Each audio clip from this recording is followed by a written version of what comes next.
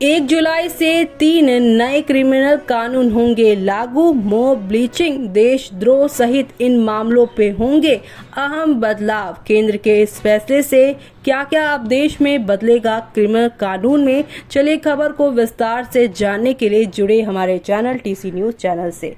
आपराधिक न्याय प्रणाली में सुधार की दिशा में एक ऐतिहासिक कदम उठाते हुए 3 नए क्रिमिनल कानून बनाए गए हैं। भारतीय न्याय संहिता BNS, भारतीय नागरिक सुरक्षा संहिता BNSS और भारतीय छह अधिनियम BSA 1 जुलाई से लागू होंगे।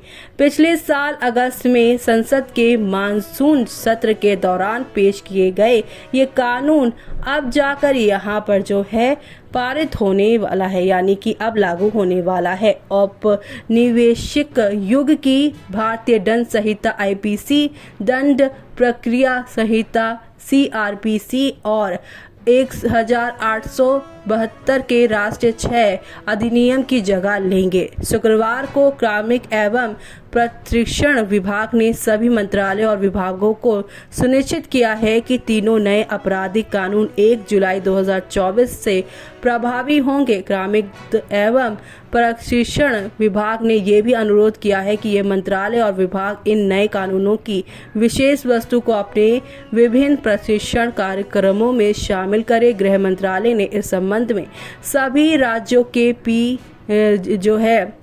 बुला लिए हैं। DGP से मुलाकात की और उन्हें तीनों नए कानून का उचित क्रियान्वयन सुनिश्चित करने का निर्देश दिया है। नए कानून से क्या होगा बदलाव, तो आपको बता दें, भारतीय न्याय संहिता BNS 163 साल पुरानी एक IPC की जगह लेगी, जिससे दंड कानून में महत्वपूर्ण बदलाव आएंगे। नए कानून में यौन अपराधों के लिए कड़े उपाय किए गए हैं। कानून में उन लोगों के लिए 10 साल तक की कैद और जुर्माने का प्रावधान है जो बिना किसी इरादे के शादी का वादा करके धोखे से यौन संबंध बनाते हैं। संगठित अपराध जैसे अपहरण, डकैती, वाहन चोरी, जबरन वसूली, भूमि हड़पना, अनुबंध हत्या, आपराधिक जो आर्थिक अपराध है, साइबर अपराध है और व्यक्तियों के साथ अपराध है जो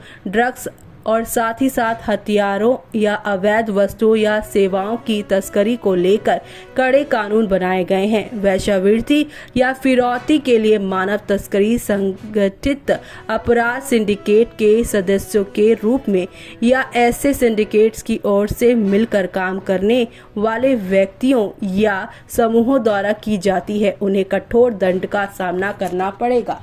इसी के साथ प्रत्यक्ष या अप्रत्यक्ष भौतिक लाभ के लिए हिंसा, धमकी, डराना, धमकाना, जबरदस्ती या अन्य गैर कानूनी तरीकों से किए गए इन अपराधों को कड़ी सजा दी जाएगी।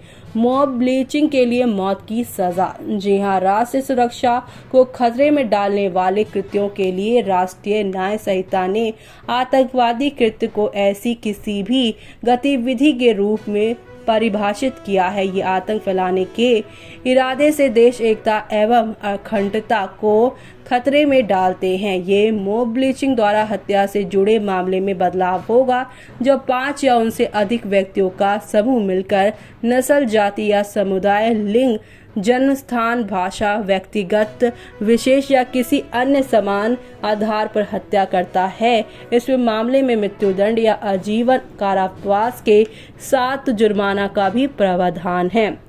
BNSS से होंगे ये अहम परिवर्तन। 1973 की दंड प्रक्रिया संहिता CRPC की जगह भारतीय नागरिक सुरक्षा संहिता लेगा और उस पर लागू होगी सारी चीज़ें। इसमें महत्वपूर्ण प्रावधान विचाराधीन कैदियों के लिए है। अब कम से कम 7 साल की सज़ा वाले अपराधों के लिए फॉरेंसिक जांच अनिवार्य है। इससे ये सुनिश्चित होगा कि फॉरेंसिक विशेषज्ञ अपराध स्थलों पर से एकत्र करे और रिकॉर्ड करे। यदि किसी राज्य में फॉरेंसिक सुविधा नहीं है तो उसे दूसरे राज्य में सुविधा का उपयोग करना होगा।